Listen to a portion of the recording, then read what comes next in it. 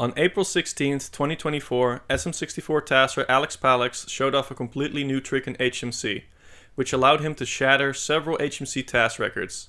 It involved jumping at a sign near the start of the level in such a way that it gives you a double wall push through the cave wall, allowing you to fall directly into the cavern lake area below.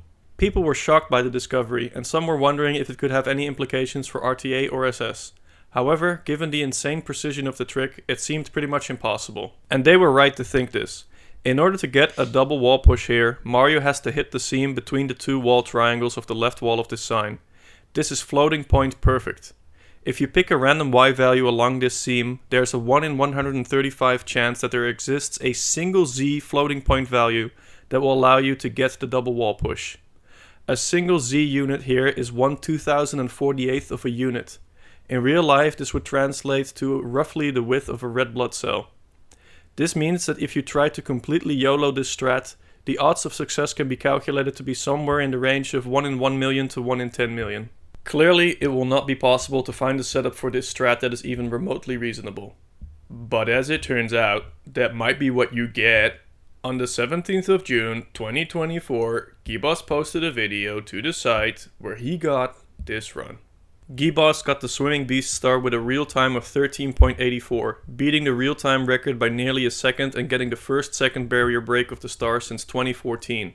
However, the craziest part is that this was all on the PAL version of the game, which runs about 20% slower than the NTSC versions of the game. This means that the in-game time actually broke the record by over 3 seconds, which is almost unheard of in single star speedrunning. So how did this happen? I started looking into setups with computer tools somewhere in May, and as it turns out, it is possible to find setups, and in fact, these are far from the hardest setups I've found so far. Now, these setups are still hard, and they require several frame perfect inputs and sometimes weird button combinations. Once again, I have put together a package of several hundred reasonable setups organized by different properties, and I would recommend looking at it.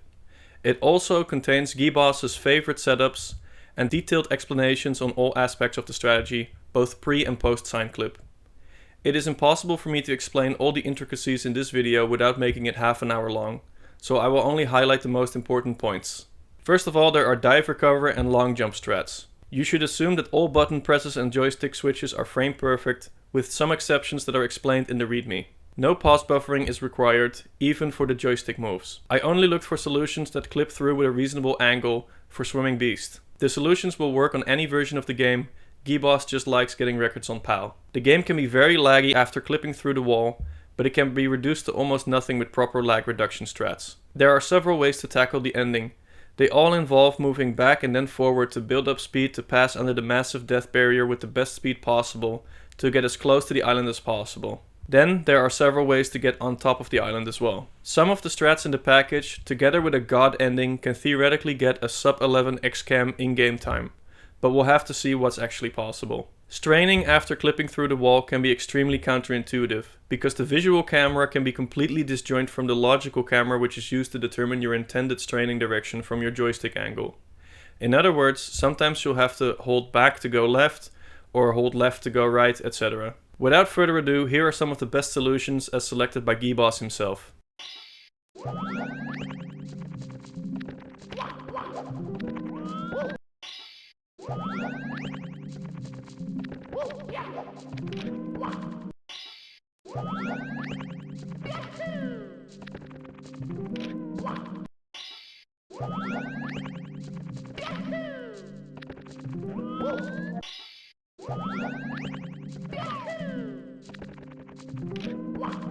I would encourage runners to look at the solutions and give them a try.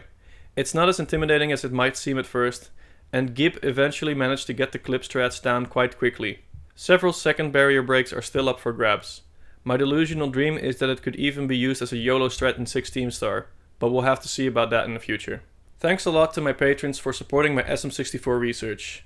Neon Fuzz, Widit, Deca, Runner Cam, Dan Park, Bedronis, Brett S, Haze, Drogi, Tabaskoth, Skazi, Tanner W, Boris, and Hebo Cool.